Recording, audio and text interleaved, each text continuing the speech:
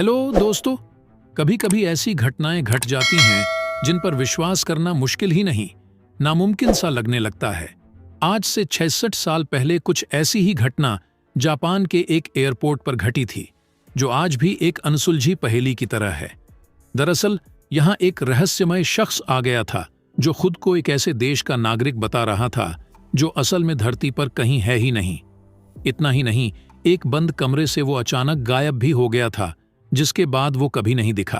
दोस्तों, यह घटना जुलाई 1954 की है। दोपहर के 12:30 हो रहे थे। एक यूरोपीय विमान टोक्यो के हेनेडा हवाई अड्डे पर लैंड हुआ। विमान में सवार सभी यात्री नीचे उतरे और चेकआउट काउंटर की तरफ गए। वहां बैठे अधिकारी सभी यात्रियों के पासपोर्ट की जांच कर रहे थे। तभी उन्हें एक ऐसा यात्री मिला जिसके पासपोर्ट को देखकर वो हैरान रह गए। दोस्तों, उस यात्री के पासपोर्ट पर टॉरेड नाम के एक देश का नाम लिखा हुआ था। जांच कर रहे अधिकारियों ने इससे पहले कभी ऐसे किसी देश का नाम नहीं सुना था। उन्हें वो यात्री संदिग्ध लगा, इसलिए उन्होंने इसकी सूचना सुरक्षा अधिकारियों को दी, जिसके बाद उस यात्री को पूछताछ के लिए अलग कमरे में ले जाया गया। अधिकारियों ने सबसे पहले तो उससे जापान आने का कारण पूछा। इस पर उसने बताया कि वह एक कारोबारी है और बिजनेस के सिलसिले में ही यहां आया है। दोस्तों, यह सुनने के बाद सुरक्षा अधिकारियों ने उस रहस्यमय यात्री के पासपोर्ट की जांच की, जिस पर उसके देश का नाम टॉरेड लिखा था। उन्हें भी बड़ा आश्चर्य हुआ कि क्या सच में ऐसा कोई देश है। अधिकारियों के पूछने पर उसने बताया कि इस पासपोर्ट पर यह कोई उसकी पहली यात्रा नहीं है, बल्कि वो यूरोप के कई देशों में भी जा चुका है। अधिकारियों को भी उसकी बातें सुनकर बड़ा आश्चर्य हुआ, क्योंकि उसके पासपोर्ट पर अन्य देशों के जो मुहर लगे थे वो बिल्कुल असली थे।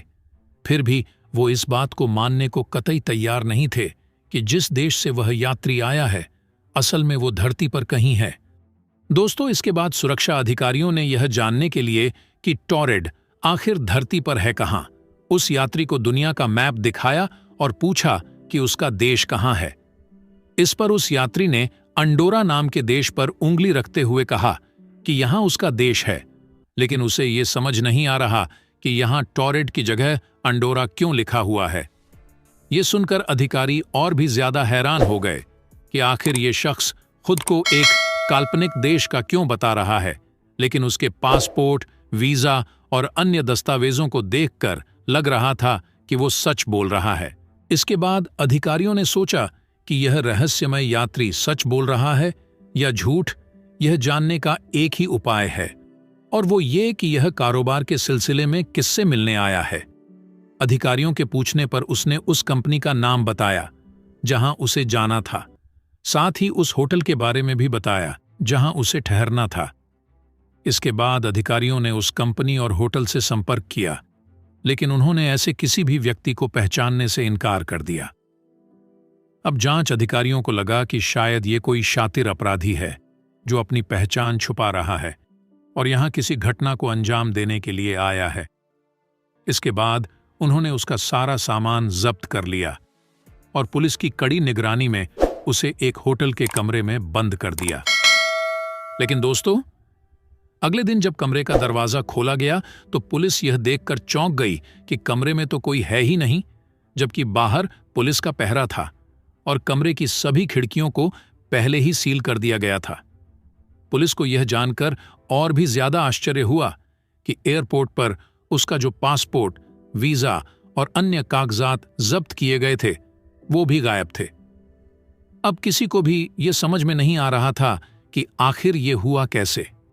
दोस्तों, मैं आपको बता दूं कि इस घटना के इतने साल बीत जाने के बाद भी आज तक कोई भी यह पता नहीं लगा सका है कि वह आदमी कौन था और कहां से आया था।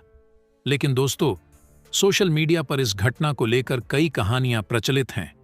कोई कहता है कि वो रहस्यमय शख्स दूसरी दुनिया से आया था, तो कोई कहता है कि टाइम मशीन के जरिए वो गलती से यहां आ गया होगा और जब उसने देखा कि उसका राज खुलने वाला है तो वो कहीं गायब हो गया। अब यह सच है या झूठ, ये तो कोई नहीं जानता, लेकिन इस रहस्यमय घटना पर कई किताबें जरूर लिखी जा चुकी हैं, जिनमें से एक है डायरेक्टरी ऑफ पॉसिबिलिटीज। तो दोस्तों, आपको मेरी यह रहस्यमयी जानकारी कैसी लगी और आप इस घटना के बारे में क्या सोचते हो? लिखिए अपनी राय कमेंट बॉक्स के अंदर। तो दोस्त, मिलते हैं एक और नई जानकारी के साथ। तब तक के लिए जय हिंद, जय भारत।